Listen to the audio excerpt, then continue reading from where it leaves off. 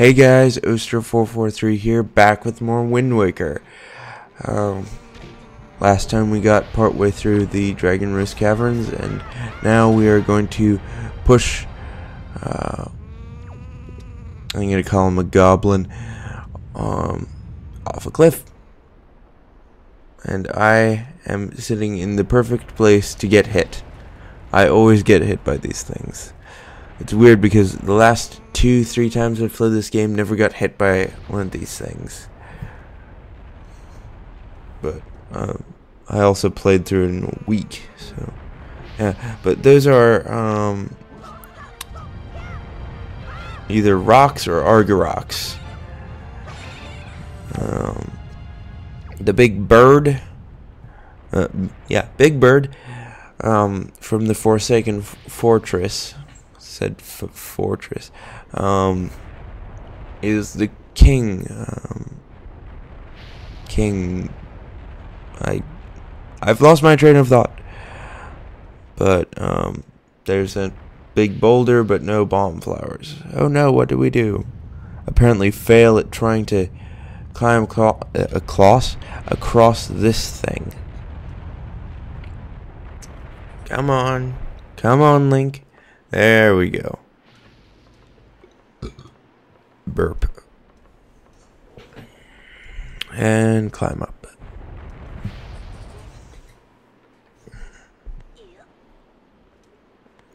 This is, what, part 7? I've been recording since part 5. I'm tired.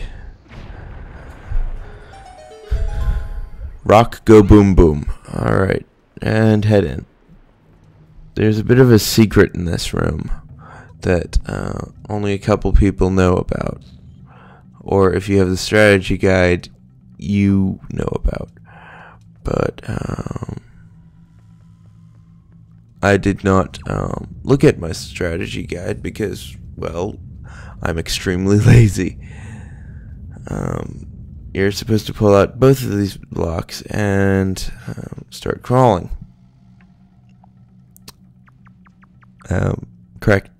Correction. Start failing at crawling. Mr. Crawley, did you crawl through a hole? Wait, okay, I'll stop. I'm sure you don't want to hear my nasally singing. Technically, it wouldn't be nasally because, well, I have a cold, but I'm working through it. LPers don't get it overtime or paid unless you send us money, but I would strongly suggest that you don't. I don't need money.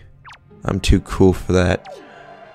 And I accidentally hit the A button when I didn't want to, and I wasted time getting preached to by the King of Red Lions while the world blows up around me.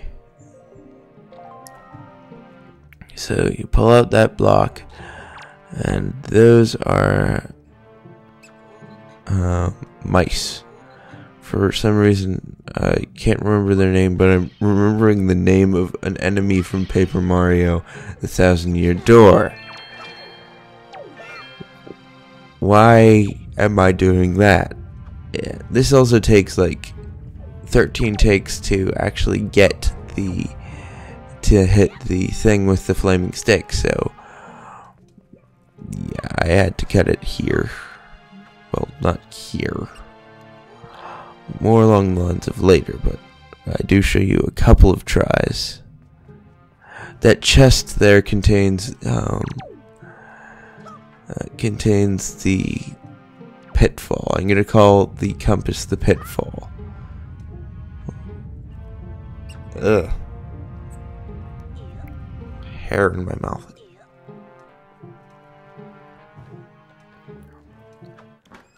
There you go.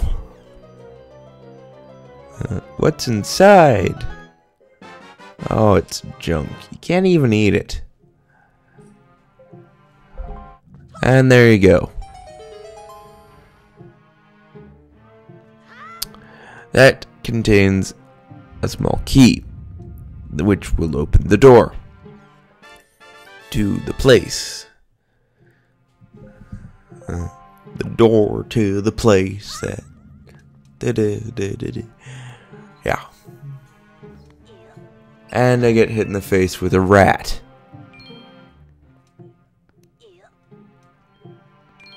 Someone needs to tell the chief that his caverns aren't that clean. Tons of vermin. But looky, stairs.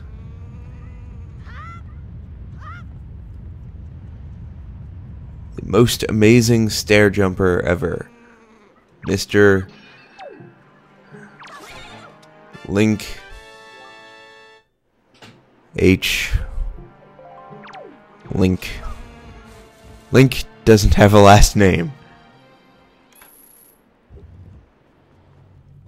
They should give Link a last name. Link will hereby be hereby referred to as Link Jenkins.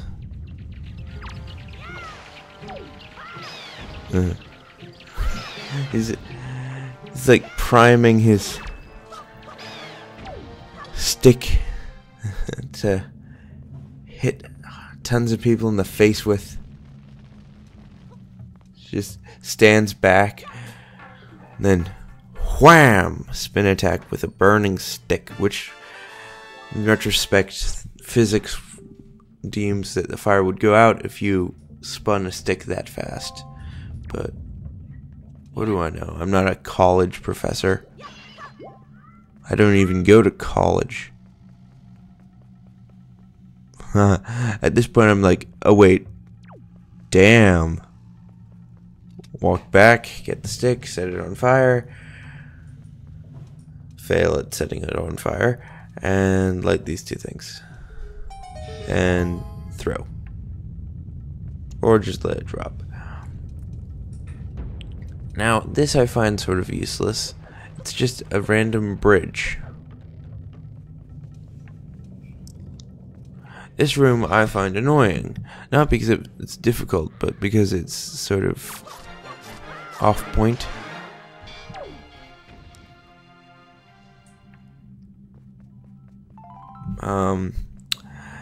You see one guy, but he's not the only guy. And the problem is, this is one of those rooms where you have to kill all the enemies in the room before you can continue. So yeah, but you can walk over here and light the other torch, and a chest will appear containing an item. There.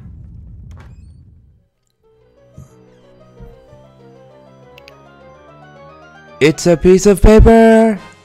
Treasure chart.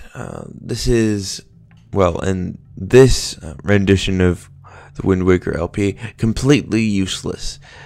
In actual playing the game, if you're actually playing the game, it locates a piece of treasure somewhere in the world that you can find.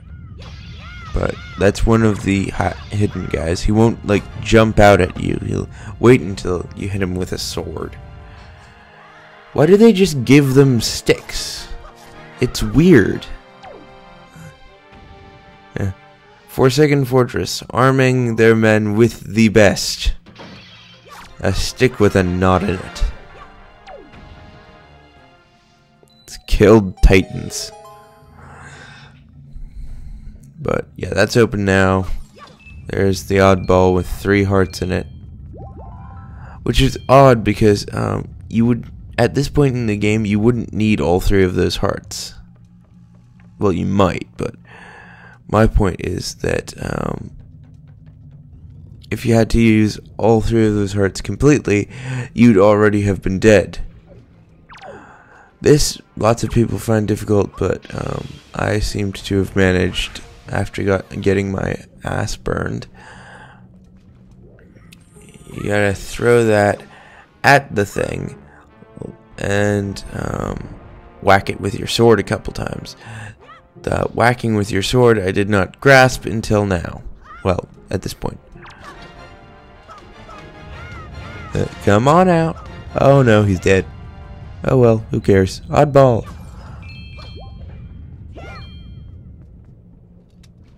But you're gonna need another one of those for the geyser in the back of the room. Technically, being that close to lava would set Link on fire almost immediately, and the lava would burn through the platform. But this is the cartoony Zelda game. This doesn't have to make sense, but this is the main room. The large and showy room with the boss door in it. Now I'm just flailing around with a small yellow sword. But you pick up the bomb, you throw it at one of those, and apparently get hit in the face with shrapnel. But that's a warp pot. Well, you'll see a warp pot at the beginning of the dungeon, and if you dive into the warp pot, you will go to another warp pot somewhere else in the dungeon.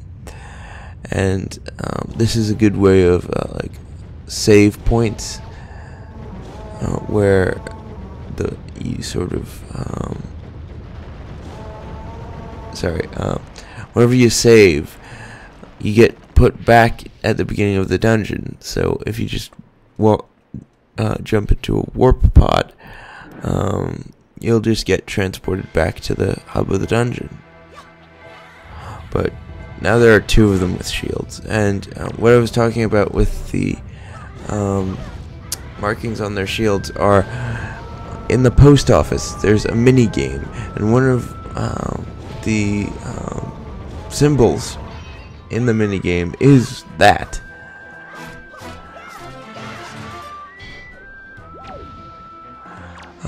I looked at Zelda Wikipedia, and apparently the sign is the sign of the Forsaken Fortress. You'd think that Valoo would just eat him on his way there, but yeah, the first time you actually get to fight a moblin. And there's a funny little Easter egg. If you can hit a moblin in its tail, it will jump around grabbing its ass. It is some of the most fun you can have in this game. Just getting around moblins and hitting them. But that's the special loot that moblins drop.